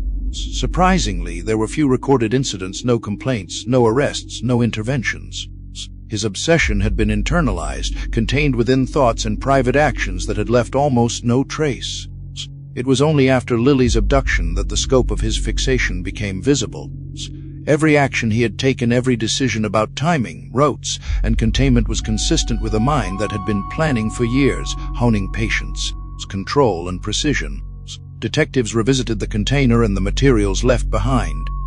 The foam padding, the meticulous arrangement of blankets, the placement of the lamp and magazines all became psychological evidence. Each object represented a deliberate effort to control Lily's environment, to impose order, and to maintain dominance without resorting to physical violence. Behavioral analysts emphasized that this level of planning suggested deep-seated obsession, one that had likely escalated gradually and purposefully, building toward the eventual act of abduction. Even mundane items revealed significance. The choice of magazines, the careful folding of towels, and the precise delivery of meals suggested that Ethan had studied not only how to sustain a captive physically, but how to manipulate her psychologically. Detectives theorized that each small gesture was designed to reinforce dependency and compliance, ensuring that Lily had no sense of agency or freedom. The container was not just a prison, it was a controlled environment optimized for observation and domination. The investigation also uncovered early stalking behaviors. Friends and classmates remembered moments that had seemed trivial at the time, notes left anonymously, strange coincidences in locations, and an intensity in Ethan's attention that now appeared sinister.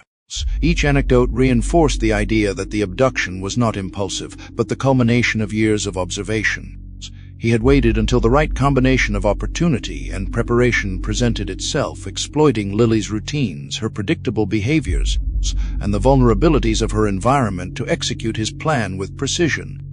Forensic teams revisited all evidence from the container and the vehicle. Small fibers, fingerprints, and subtle marks were cataloged and cross-referenced with known behaviors and movements. Even the placement of Lily's personal items within the container provided clues about the daily patterns Ethan had imposed.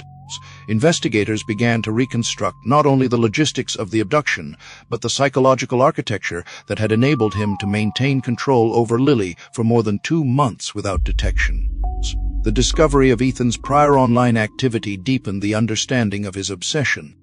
Analysts reviewed emails, messaging accounts, and dormant social media profiles that he had abandoned years earlier. Patterns emerged: repeated monitoring of Lily's posts, careful timing of activity to avoid detection, and a consistent focus that had persisted long after their high school years.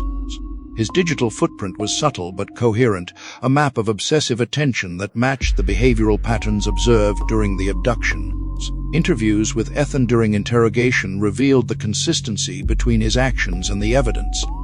He described clinically how he had observed Lily, tracked her movements, and prepared for months, ensuring that every step was planned and executed flawlessly.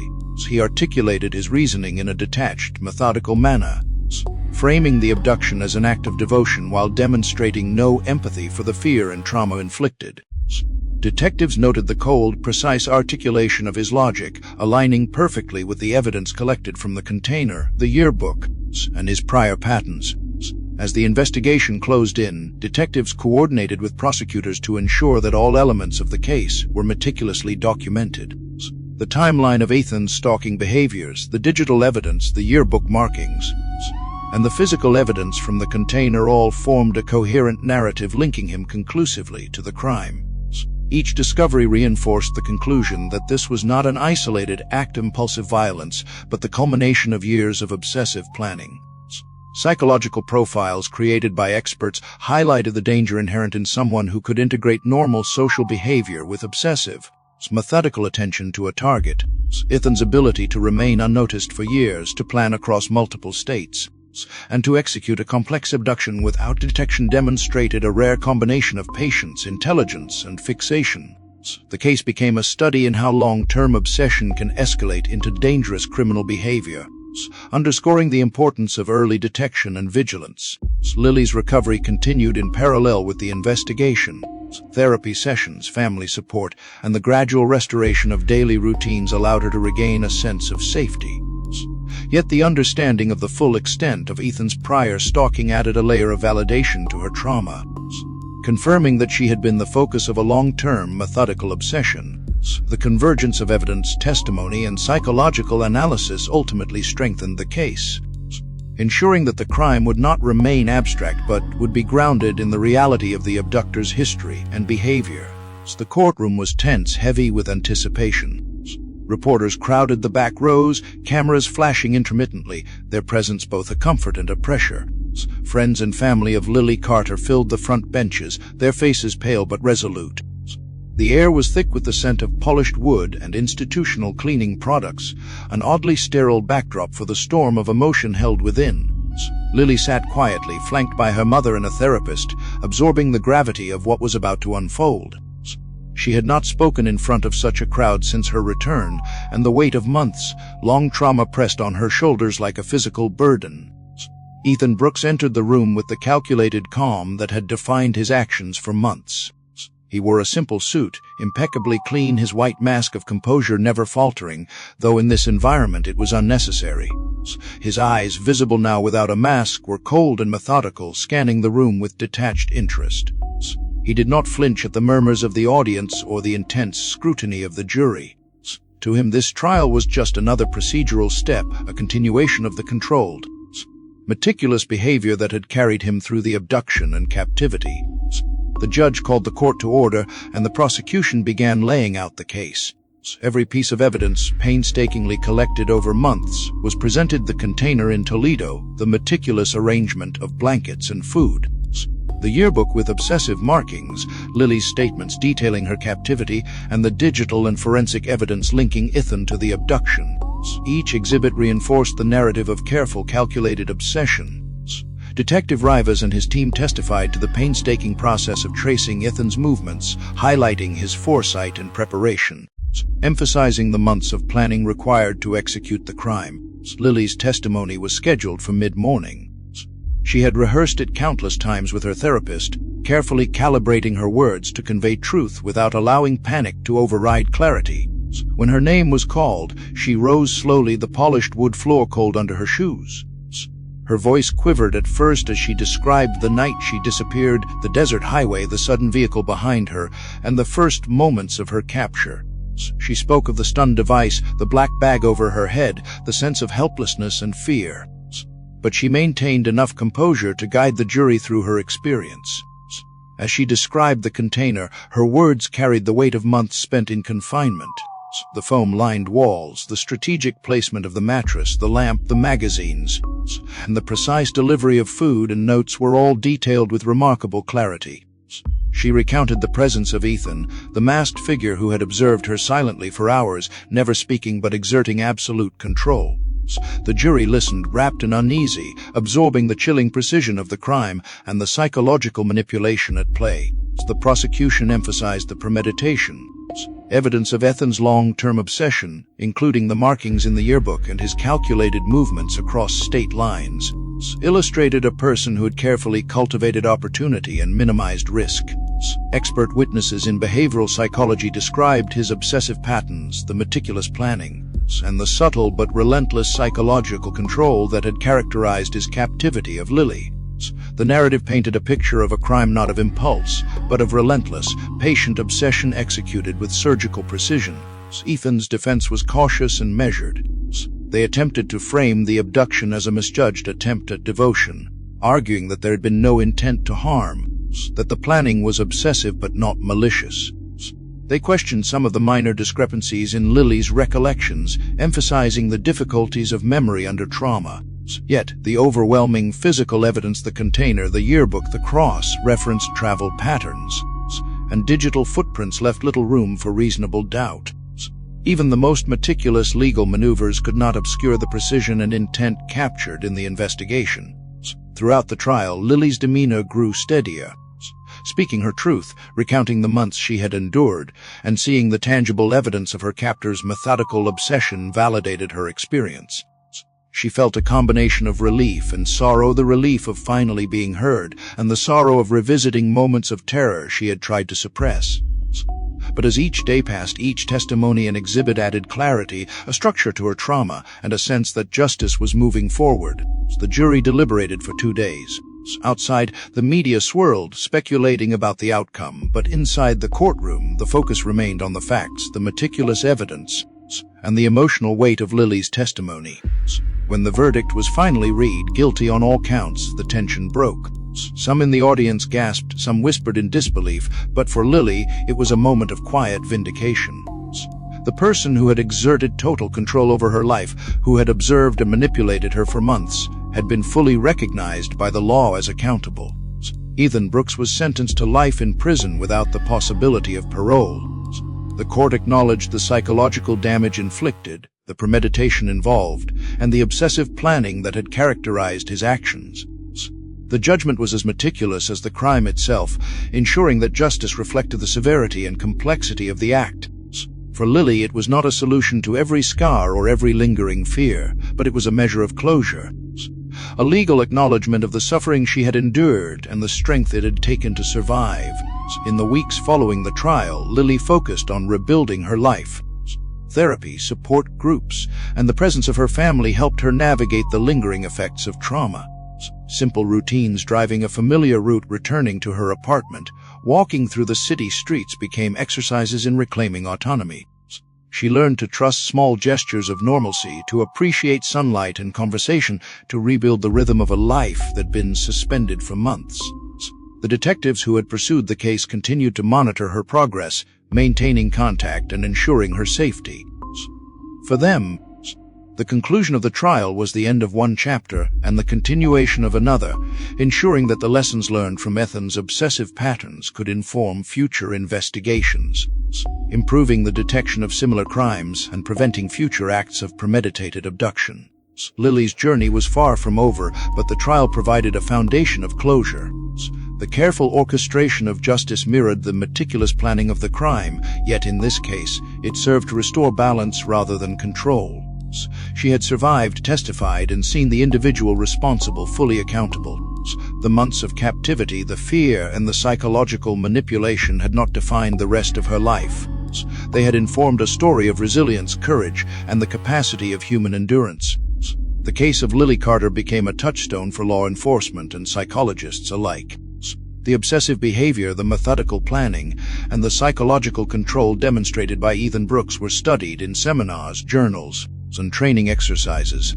It became a cautionary tale about long-term obsession, meticulous preparation, and the terrifying precision with which such an individual could operate unnoticed. For Lily, the knowledge that the world now recognized the extent of her experience offered a form of empowerment. She was no longer invisible, no longer silenced, and the narrative of her survival could be told in full. In the quiet moments away from cameras, news, and the courtroom, Lily began to reclaim her sense of self. She revisited familiar streets, engaged with friends, and slowly embraced routines that once felt ordinary. Each step was deliberate, a choice to assert her autonomy in a world that had once been dominated by another's control. Though the trauma remained, it was tempered by the knowledge of survival, the validation of testimony, and the accountability of the individual who had stolen her months. Justice, precise and deliberate, had mirrored the obsessive control that had defined her captivity. In this way, the trial and conviction became part of her healing, an acknowledgement that even the most meticulous acts of obsession could be disrupted, challenged, and ultimately resolved through patience, investigation, and truth. The first weeks after the trial were the hardest. The courtroom had delivered justice, and Ethan Brooks was behind bars, but the echoes of those months in the container followed Lily like a shadow. The sunlight felt harsh on her skin, the ordinary noises of city life jarring, and every passing car, every glance from a stranger, reminded her of the constant observation she had endured. Therapy sessions were exhausting, a mixture of emotional release and rebuilding strategies to reclaim the autonomy that had been stripped from her. Each word spoken, each memory revisited, was a step toward disentangling herself from the web control that had dominated her life. She found solace in routines that once seemed mundane but now held profound significance. Making coffee in the morning, walking down streets she had traveled countless times before. Even listening to the faint hum of traffic, it all became exercises in freedom. She learned to recognize the small decisions she had taken for granted before her abduction: when to cross the street, what to eat, when to sleep, who to trust. These choices, once automatic, were now deliberate acts of self-assertion, affirmations that the world was hers to navigate again. Family support became central to her recovery. Her mother, who had flown across states in those frantic early days, remained a steadfast presence. Together, they rebuilt the apartment, cleaning and reorganizing as if to reclaim the space itself from the psychological residue of fear. Each photograph returned to the walls, each shelf dusted and straightened.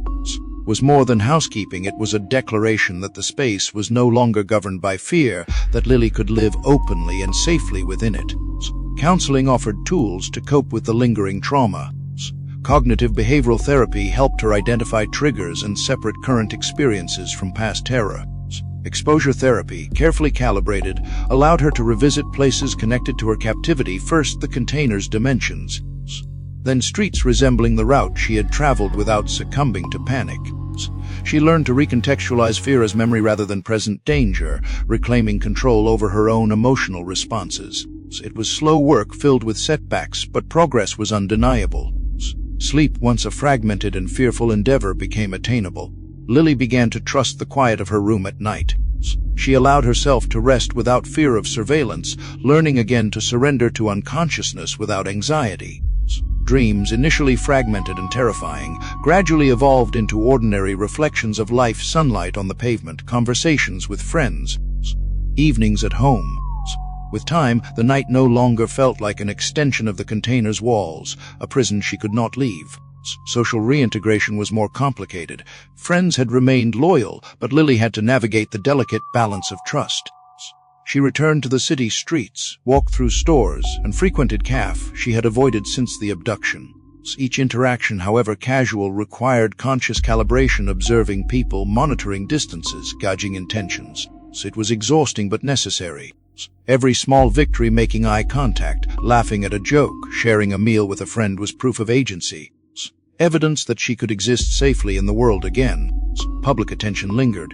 News stories, interviews, and podcasts had documented her disappearance and rescue. While some of the coverage validated her experience, other reports were invasive, reducing her ordeal to sensational headlines. She learned to navigate this attention with care, granting interviews selectively, focusing on advocating for awareness about stalking, obsessive behavior, and victim support. Sharing her story became a form of empowerment, transforming trauma into a tool for prevention and education. Legal processes continued even after the trial. Appeals, paperwork, and court documentation required her attention intermittently. Though tiresome, these processes reinforced her position as a survivor with a voice. She was no longer silent. Her testimony had consequences, and her presence in the courtroom had tangible effects on the sentencing and accountability of Ethan Brooks. This recognition, though procedural, provided a psychological anchor, a reminder that the law could serve justice and that her experience was valid. She also focused on small acts of normalcy and independence. Driving, shopping, planning her days without consulting anyone, and deciding how to spend her time became acts of reclamation. Each decision, no matter how trivial, reinforced her sense of self. She began journaling, documenting her experiences not for the world, but for herself, creating a narrative that framed her survival as a testament to resilience rather than victimhood. The act of writing allowed her to process lingering fear, organize memories, and explore the ways her perspective had shifted. Physical recovery was equally important. Exercise, nutrition, and movement helped rebuild not just her strength but her confidence. Simple routines, morning stretches, walks through the park, yoga reestablished bodily autonomy. The act of controlling her own body, her own environment, and her own rhythms was a tangible way of countering the months in which every movement had been monitored and directed by another person. Support networks expanded beyond family and friends. Counselors connected her with survivor groups, legal advocates, and psychologists specializing in post-traumatic growth. Shared experiences offered validation and practical strategies for navigating life after captivity. Listening to others' stories and sharing her own created a community, a lifeline in the months following her release. It reinforced that while her experience was unique, it was not hers alone to bear, and that healing could coexist with the acknowledgement of trauma. Slowly, Lily began to plan for the future.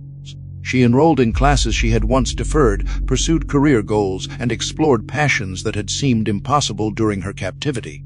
The act of imagining a life beyond the abduction, a life defined by choice rather than control, was itself transformative. Each ambition, however small, became a testament to her agency, a declaration that she could exist fully in the world she had regained.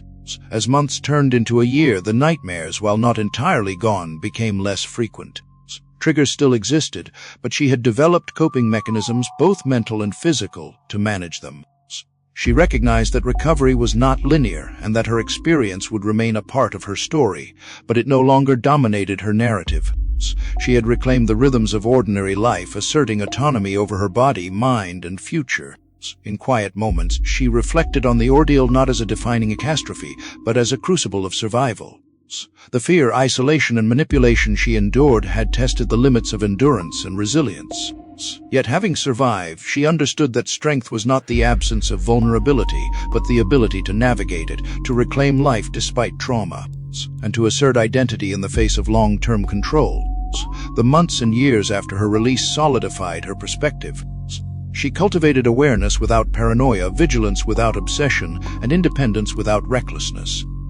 She reclaimed the ordinary sunlight on the street, the warmth of a friend's hug, the comfort of a familiar routine, recognizing that these moments, once taken for granted, were now symbols of regained freedom. Her survival was not merely physical, it was the reclamation of her autonomy, identity, and voice.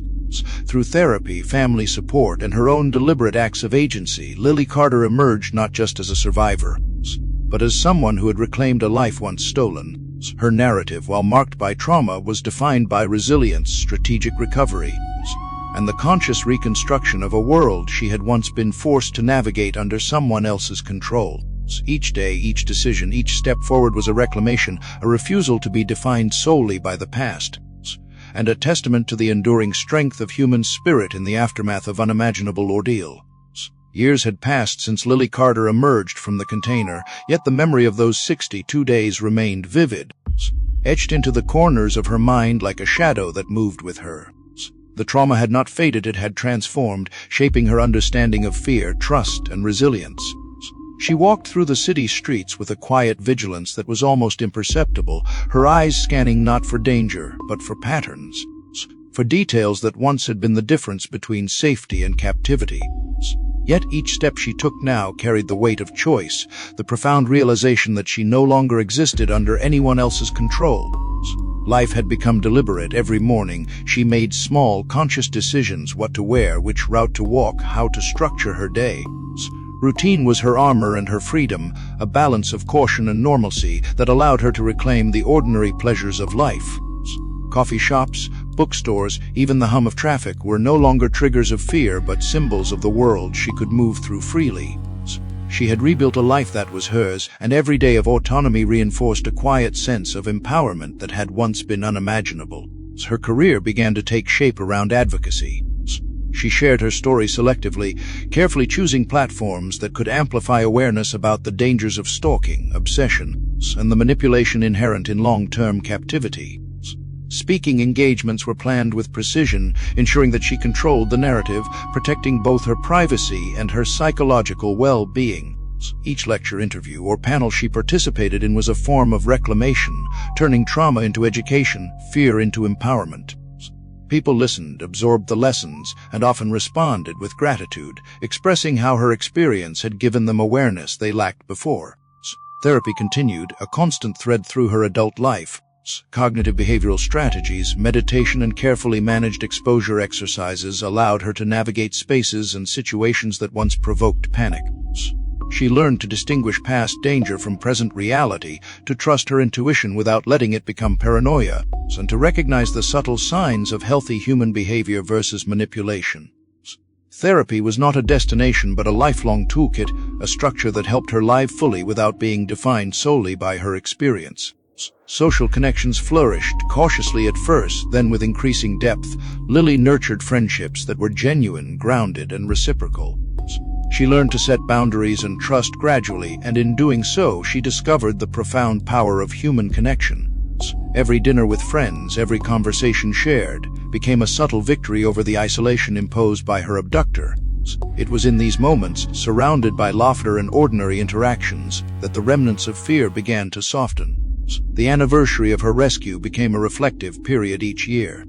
She did not celebrate in the conventional sense, but she observed quietly, marking the passage of time and the continuation of life. On those days, she would revisit journals she had kept during her recovery, reading through her thoughts and reflections with a sense of distance and understanding. Each page told a story of survival, of incremental victories, and of a life gradually reclaimed from the grip of fear. Lily also became involved in community programs designed to support survivors of abduction and abuse. She contributed to policy discussions, participated in workshops, and mentored individuals navigating trauma. Her experience gave her credibility and insight, allowing her to guide others with empathy and authority.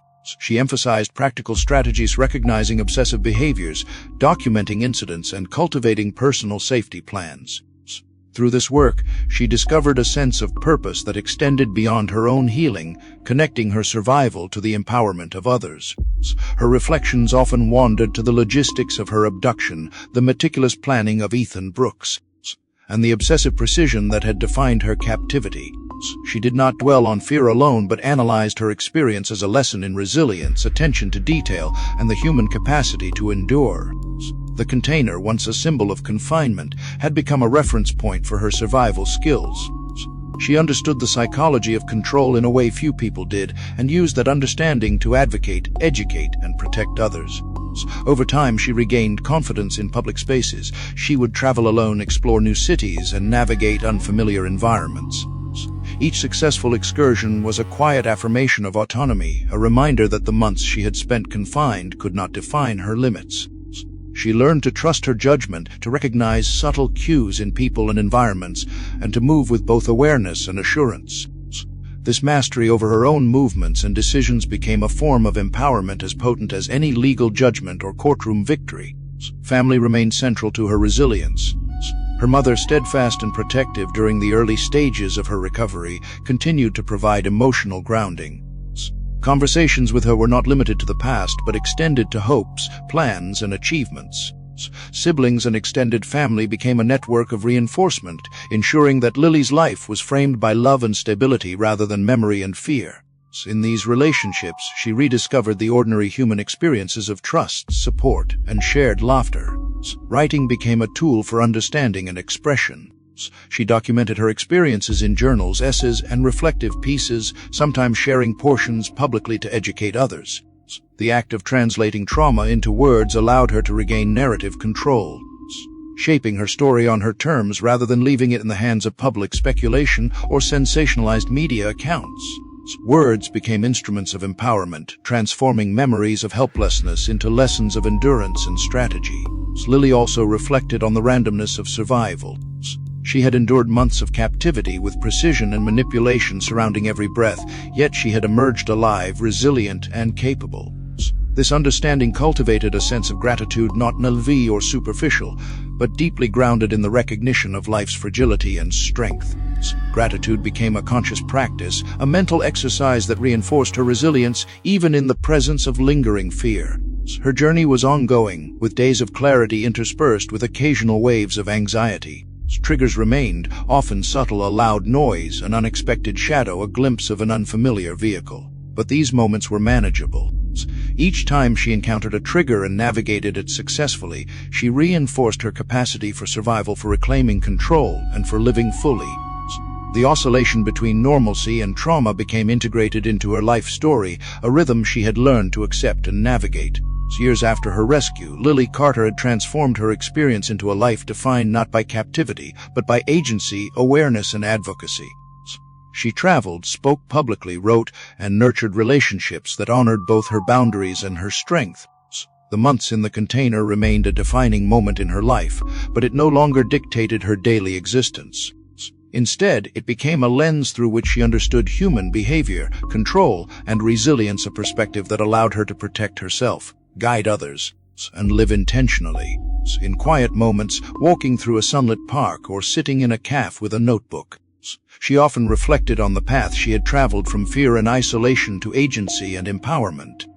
Each deliberate choice, each act of independence, each contribution to community understanding was a testament to survival, to intelligence, and to the enduring human capacity to reclaim life after unimaginable adversity.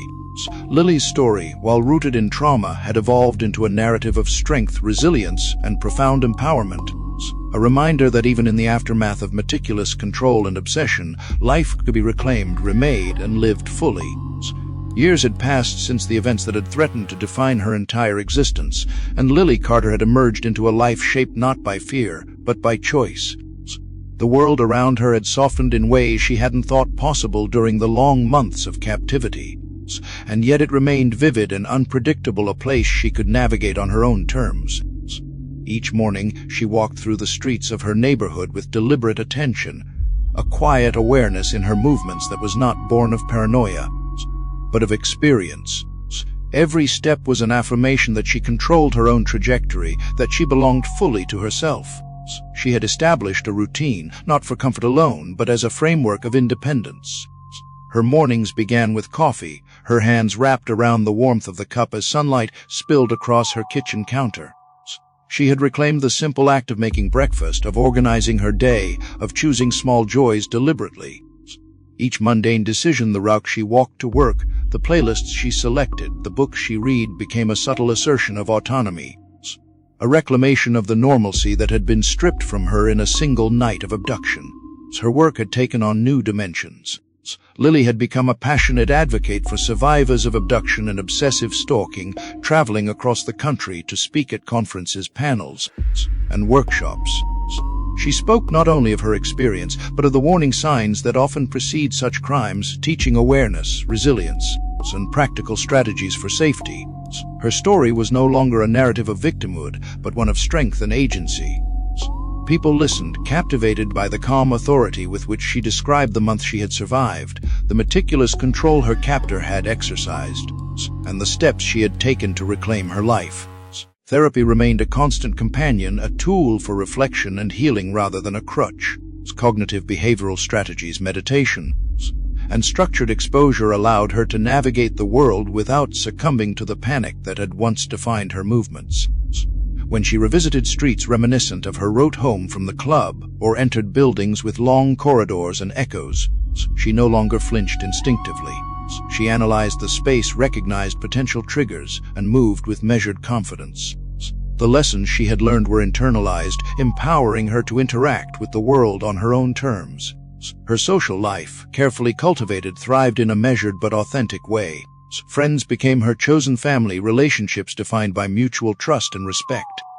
She had learned the delicate balance of openness and boundary, setting, understanding that intimacy did not necessitate vulnerability to manipulation. Social gatherings, laughter, and shared meals became exercises in joy reclaimed, reminders that life could be rich and fulfilling even after profound disruption. Each connection reinforced her agency, proving that while she had endured captivity, she was not imprisoned by fear. Lily's personal projects became extensions of her advocacy. She wrote articles and essays on psychological manipulation, obsessive behavior, and survival strategies, contributing to journals, survivor networks, and online platforms. Writing was not merely an act of reflection, but a reclaiming of narrative control. She shaped her story deliberately, emphasizing resilience, strategy, and the importance of awareness. Each word, each paragraph was a reaffirmation of the life she had rebuilt, a testament to the power of her own agency. Even everyday life carried the weight of intentionality. Walking through crowded streets, she observed the people around her with measured curiosity, not fear. Conversations in cafes, interactions at the grocery store, and casual exchanges on public transit became exercises in awareness. A skill honed over years of reclaiming control from someone who had sought to dominate every aspect of her existence. Her survival was a lens through which she understood the world, providing insight into human behavior, risk, and opportunity. family remained her anchor. Her mother, who had been a constant presence during the abduction and recovery, continued to provide support and guidance. Their relationship had evolved into one of partnership and mutual respect, a space where Lily could explore independence while remaining connected to a source of enduring trust. Occasional conversations about the past were tempered by laughter, planning, and shared accomplishments, ensuring that memory served as a teacher rather than a burden. She also used her experience to guide others, mentoring survivors, consulting with law enforcement, and participating in policy initiatives. Her input was valued not only for the insights into a single crime, but for the broader understanding of obsessive behavior, premeditated abductions, and the psychological mechanisms that make some individuals vulnerable. She became a bridge between survivors and systems of support, demonstrating how personal resilience could intersect with institutional intervention. Reflection remained an integral part of her life. On quiet evenings, she would sit by the window, sunlight fading into twilight, and consider the journey she had undertaken. The months of confinement, the meticulously calculated control, the fear and isolation, they remained in memory, but they had been reframed. Trauma had been transformed into understanding, fear into vigilance, and captivity into an enduring lesson in human resilience. These reflections were not only therapeutic but empowering, reinforcing her sense of mastery over her own life. Over time, Lily embraced activities she had once taken for granted: travel, independent decision-making, and spontaneous exploration of her surroundings. Each venture into the unknown, each encounter with unpredictability, became a deliberate affirmation of her autonomy. She no longer measured the world by its potential for threat, but by its potential for experience, for discovery, and for the quiet assertion of control she had fought to reclaim. Her advocacy and public work gradually intertwined with her personal recovery. Speaking engagements, writing, and mentorship provided a platform for agency, enabling her to translate personal trauma into a broader social impact. She found satisfaction in educating communities about recognition of obsessive behaviors, preventive measures, and survivor support. Through this, Lily constructed a life of purpose, one that turned her survival into empowerment for others, a testament to the endurance of the human spirit. The passage of years also allowed her to integrate memories of trauma without being overwhelmed by them. Triggers were managed, associations with danger replaced by deliberate context, and the rhythms of ordinary life restored. Even in moments of reflection or recollection, she could view her experience analytically, understanding the patterns of her captor, the meticulous planning, and her own strategic endurance. Knowledge became empowerment, turning fear into insight. Ultimately, Lily's life evolved into one defined not by what had been done to her, but by the deliberate choices she made daily. She reclaimed her autonomy, nurtured connections, shared her story, and built resilience into the framework of her existence. The container that had once symbolized confinement became a reference point for endurance. The months of manipulation became markers of survival, and her ongoing life became a canvas on which she painted freedom, agency, and empowerment.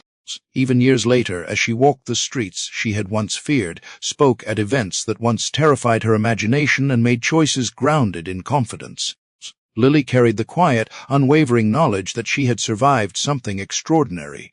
She had endured calculated fear, obsessive control, and isolation. Yet she had emerged fully herself, a survivor who had reclaimed her story, her body, her mind, and her life.